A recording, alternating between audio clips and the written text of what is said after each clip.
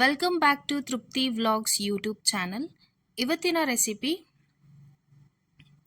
ಕರ್ನಾಟಕದ most special ತಿಂಡಿ ಕೋಡ್ಬಳೆ ಮಾಡೋದು ಹೇಗೆ ಅಂತ ನೋಡ್ಕೊಂಡು ಬರೋಣ. 8ರಿಂದ 10 ಕರಿಬೇವಿನ ಎಲೆ, 1 ಕಪ್ಪಷ್ಟು ಪುಟಾಣಿ, ಅರ್ಧ ಕಪ್ಪಷ್ಟು ತೆಂಗಿನಕಾಯಿ ತುರಿ, 3 ಸ್ಪೂನಷ್ಟು ಅಚ್ಕಾರದ ಪುಡಿ ತೊಗೊಂಡಿದ್ದೀನಿ. ಮಿಕ್ಸಿಗೆ ಇವಾಗ ಇವೆಲ್ಲನೂ ಹಾಕ್ಕೊಂಡು ಫೈನ್ ಪೌಡರ್ ಮಾಡ್ಕೊಳ್ಳೋಣ.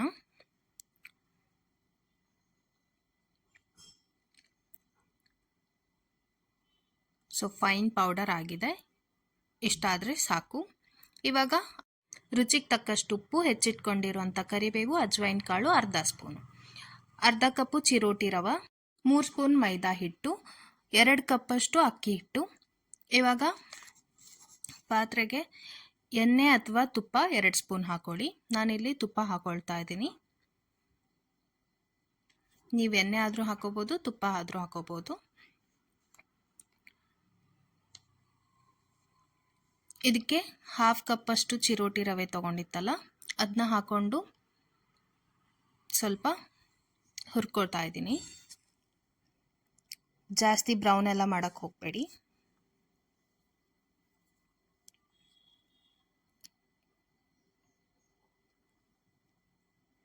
ಸ್ವಲ್ಪ ರೋಸ್ಟ್ ಆದರೆ ಸಾಕು. ಈ ಥರ ಚಿರೋಟಿ ರವೆನ ಎಣ್ಣೆಯಲ್ಲಿ ಅಥವಾ ತುಪ್ಪದಲ್ಲಿ ಈ ಥರ ಹುರ್ಕೊಳ್ಳಿ. 3 ಸ್ಪೂನಷ್ಟು ಮೈದಾ ಹಿಟ್ಟು ತೊಗೊಂಡಿದ್ವಲ್ಲ, ಅದನ್ನು ಹಾಕ್ಕೊಂಡು ಹುರ್ಕೊಳ್ಳಿ.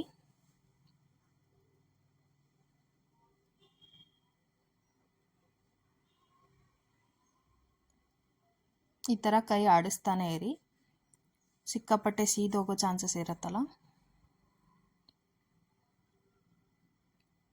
2 ಕಪ್ಪಷ್ಟು ಅಕ್ಕಿ ಹಿಟ್ಟು ತೊಗೊಂಡಿದ್ವಲ್ಲ, 2 ಕಪ್ ಅಕ್ಕಿ ಹಿಟ್ಟು ಹಾಕ್ಕೊಂಡು ಹುರ್ಕೊಳ್ಳಿ. ಇವಾಗ ಇದನ್ನು ಚೆನ್ನಾಗಿ ಹುರ್ಕೊಂಡು ಬೇರೆ ಪಾತ್ರೆಗೆ ಟ್ರಾನ್ಸ್ಫರ್ ಮಾಡ್ಕೊಳ್ಳೋಣ. ಹುರಿದಿದ ತಕ್ಷಣ ಟ್ರಾನ್ಸ್ಫರ್ ಮಾಡಿಕೊಂಡು ಆಗಲೇ ಪುಡಿ ಮಾಡಿಟ್ಕೊಂಡಿದ್ವಲ್ಲ, ಅದನ್ನು ಇದಕ್ಕೆ ಸೇರಿಸ್ಬೇಕು. ಅಜ್ವೈನ್ ಕಾಳು ಹಾಕ್ಕೊಳ್ತಾ ಇದ್ದೀನಿ. ಹಾಗೆ ಹೆಚ್ಚಿಟ್ಕೊಂಡಿರುವಂಥ ಕರಿಬೇವು, ರುಚಿಗೆ ತಕ್ಕಷ್ಟು ಉಪ್ಪು ಹಾಕ್ಕೊಂಡು ಸ್ವಲ್ಪ ಸ್ವಲ್ಪ ನೀರು ಹಾಕ್ಕೊಂಡು ಕಲಿಸ್ಕೊಳ್ಳಿ. ಸೊ ಕನ್ಸಿಸ್ಟೆನ್ಸಿ ಗೊತ್ತಾಗುತ್ತೆ ನಿಮಗೆ, ಜಾಸ್ತಿ ನೀರು ಹಾಕಕ್ಕೆ ಹೋಗಬೇಡಿ. ಒಂದು ಹದಕ್ಕೆ ಬರೋವರೆಗೂ ನೀವು ನಾದ್ಕೋಬೇಕಾಗುತ್ತೆ. ಇದನ್ನು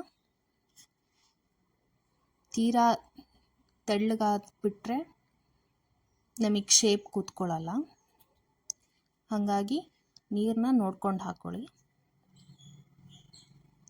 ಈ ಥರ ಕಲಿಸ್ಕೊಂಡು ಸರಿಯಾಗಿ ನಾದಿ.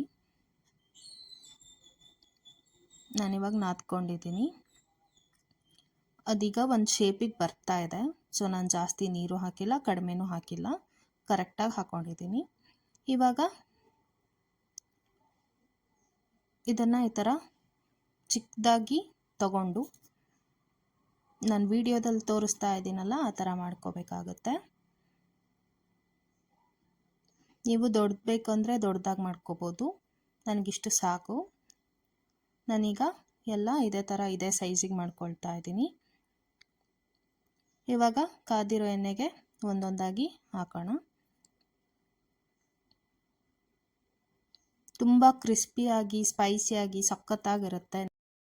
ಗೋಲ್ಡನ್ ಬ್ರೌನ್ ಆಗೋವರೆಗೂ ಫ್ರೈ ಮಾಡ್ಕೊಳ್ಳಿ. ಫ್ರೈ ಮಾಡ್ಕೊಂಡಾದಮೇಲೆ ಒಂದು 5 ನಿಮಿಷ ಕೂಲ್ ಆಗಕ್ಕೆ ಬಿಟ್ಟು 8 ಕಂಟೈನರಲ್ಲಿ 2 ತಿಂಗಳವರೆಗೂ ಸ್ಟೋರ್ ಮಾಡ್ಕೋಬೋದು.